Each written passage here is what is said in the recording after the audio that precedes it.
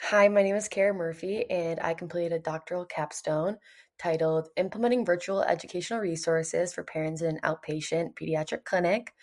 I completed this under the direction of Dr. Christina Watkins. My site mentor was Monica O'Connor, and my doctoral capstone coordinator was Dr. Christine Kroll.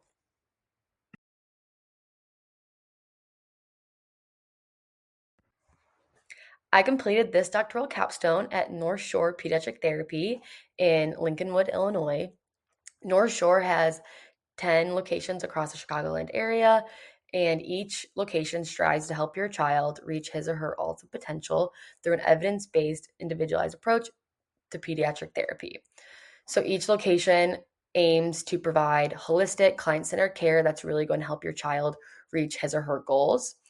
And the most common diagnoses seen at these locations are autism spectrum disorder, attention deficit hyperactivity disorder, also known as ADHD, sensory processing disorder, and executive functioning issues.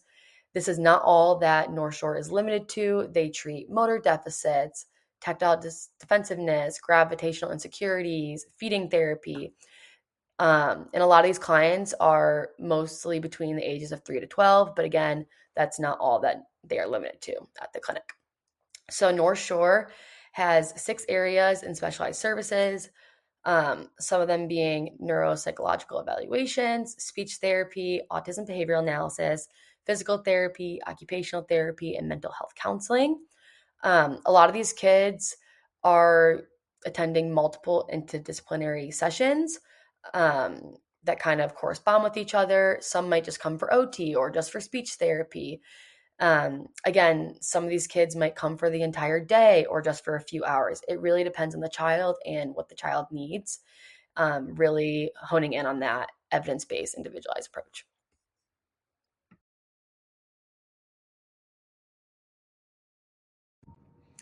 To gain a little bit more insight on the gaps in North Shore Pediatric, I conducted a needs assessment with my site mentor. A common theme was a lack of caregiver knowledge regarding the diagnosis, specific concepts that parents learn about in terms of their child's diagnosis, interventions that can be in the home setting. And then a lot of the time, there's a decreased mental health of caregivers due to several obstacles or stressors that they face on a daily basis in the role of a caregiver. And then, in addition to that, there's a lack of accessible resources on the internet for parents to have access to. It's hard to find credible resources and accurate information, and therapists are not accessible 24/7. So, a lot of the times, parents are kind of in the dark about how to best treat their child and identify certain developmental delays, etc. And then, children tend to receive multiple services, which can cause the parent to feel overwhelmed with information, with the schedule, and just their routine with constant changes. And this can all lead to increased stress levels in the role of a caregiver.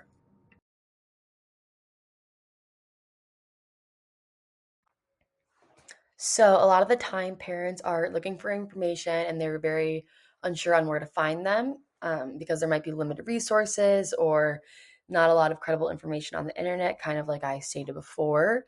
But for the online resources that are reliable, it can be a very helpful escape for parents because they can access the information on their own time without having to leave their child entirely. And these caregivers tend to experience a lot of challenges or obstacles with having a child with disabilities, especially when trying to understand therapy concepts or verbiage, having the lack of intervention in the home setting, and just really grasping the concepts that the therapists are telling them about. And additional stressors faced these parents may include reorganizing their child's daily routine based on the behaviors they might be having that day, dedicating increased time to caregiving, encountering limited resources, as I've touched on, experiencing social rejection or isolation with not having a lot of other people that they know going through similar experiences, managing the coordination of education, and just attending all those therapy services such as OT, speech therapy, physical therapy, or home exercise programs. So, parents really need therapists to play a role in helping to educate them about their child's development. This can be through providing educational material, explaining things in layman's terms, so we can really increase parent knowledge and educating them, because this will really help them to learn how to identify those developmental delays in their child, and again promote carryover in the home and increase self-efficacy and resiliency.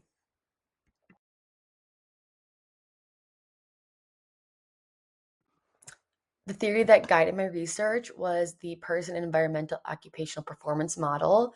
So, this theory kind of focuses on taking the context of the environment and the person and their occupations to really provide strong outcomes in their occupational performance. So, by creating virtual resources for caregivers, this can address the person by promoting resiliency and self efficacy, the environment being their home setting with online resources or wherever they access them, and this can facilitate learning and empowerment.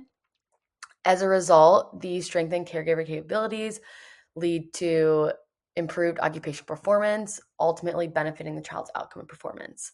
And this just aims to support their child's diagnosis, gain knowledge about coping mechanisms, or enhance their child's mastery of occupation based on the environment.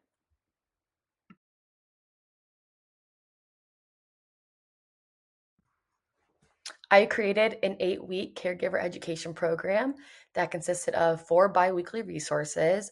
So each resource would be available for 2 weeks for parents to access and to take the surveys. Each topic had a pre and post survey to assess knowledge levels. I utilized Google Drive, so caregivers would have permanent access to the resources after partaking in this program. And then I utilized Microsoft Forms for the surveys that I previously talked about.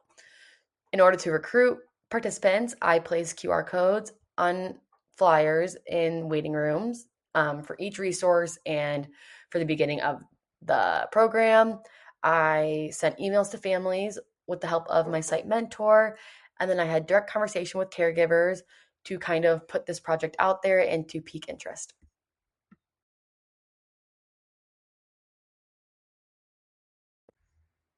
To continue my methods, so I had created inquiry forms that I sent to the core therapy team to kind of assess or identify potential topics for discussion and where they felt that their clients, caregivers, or parents might need a little bit more knowledge in that area, or where they just think it'd be very beneficial for them to learn more about.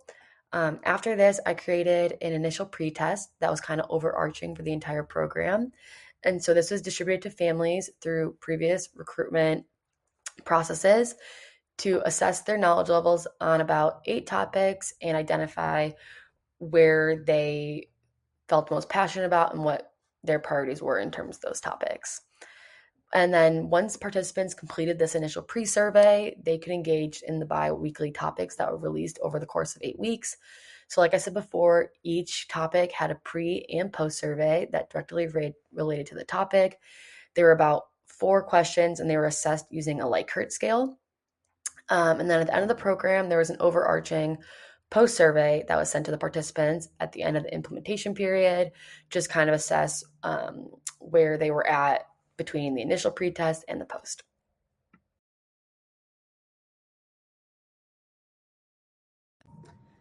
The 4 topics that I decided to cover were stimming, preventing caregiver burnout, executive function, and sensory processing. These were the most requested by parents, and they felt that they wanted to learn more about each of these topics to further understand their child's diagnosis.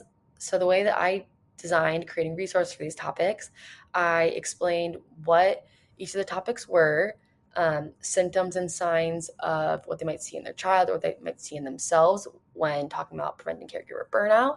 And then I provided resources online and groups or other things that they could find in the community for outreach. And I wanted to make it as easy to access as possible and really describe things in terms that everyone would understand.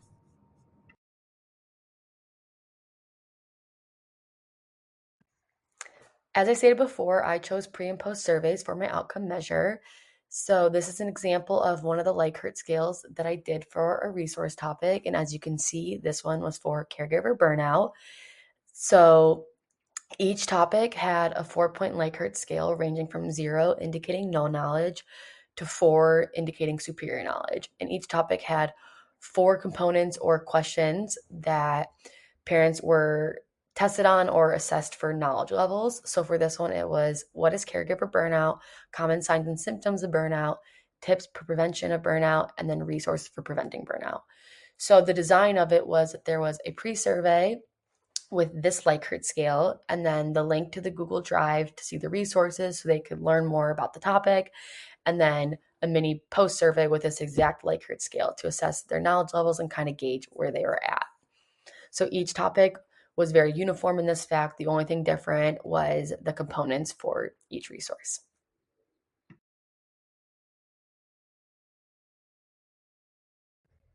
So for my project outcomes, 14 participants completed the initial pre-survey, and 11 out of those 14 participants completed at least one of the 4 resources that I created. So there was about a 78.5% participation rate.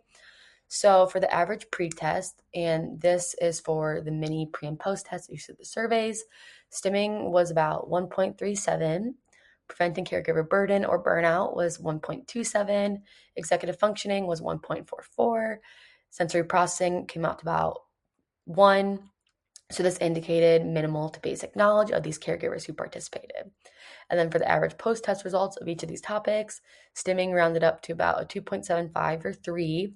Caregiver burden or burnout was 3.67. Executive functioning was 3.67. Sensory processing was 3.25. And then the highest that it could be would be a 4. So the average post-test results indicated adequate to superior knowledge. So in each of these topics, parents had increased knowledge levels, which is very exciting. And some of the feedback that I received was the helpfulness of the program, interventions to promoting carryover and self-efficacy, and then the want for the space to meet with other parents going through similar things, such as a support group, so they have other people who are going through similar experiences and can relate to one another.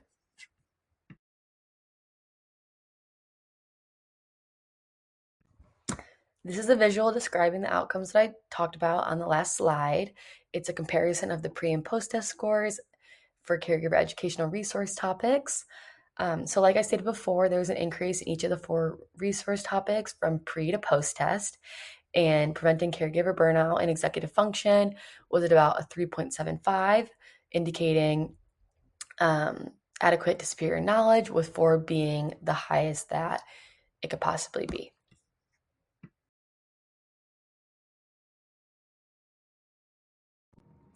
Here's another visual outlining what it may look like from the average pre-test to the post-test in a specific topic. So this one was for caregiver burnout.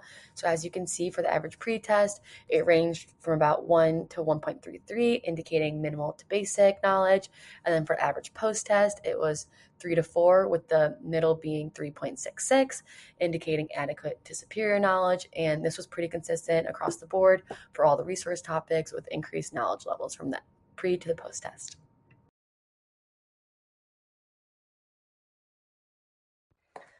Some implications for occupational therapy. It would be helpful to facilitate ongoing education for caregivers to allow for more consistency in caregiver and therapy. And in addition, this would increase the effectiveness of interventions provided in therapy sessions.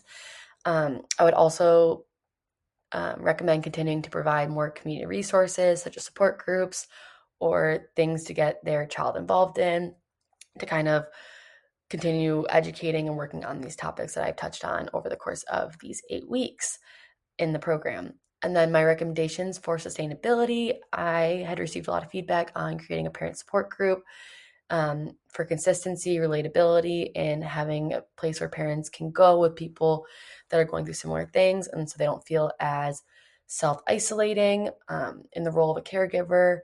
And this could also help increase resiliency and coping mechanisms. And then another recommendation would be for participants to be required to participate in all the sessions, just for more consistency and accurate results.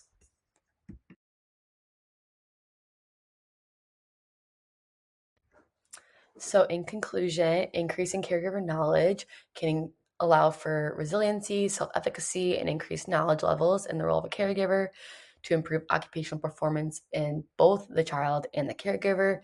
It will also work on decreasing mental health and stressors in the home environment, and allowing the parent to have more online accessibility to resources and be able to access them when they see fit. So, some limitations that I found throughout the course of my doctoral capstone was variation in participant numbers per topic.